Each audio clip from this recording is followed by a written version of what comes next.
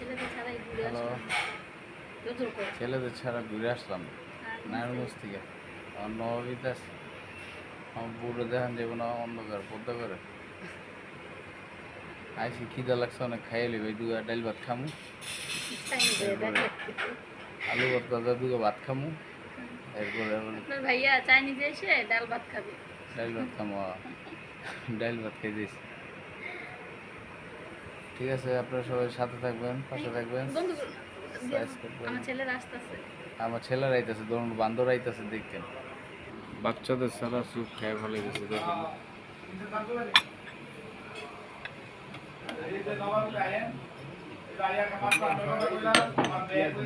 বাচ্চাদের সারা স্যুপ খেয়াল লেগেছে।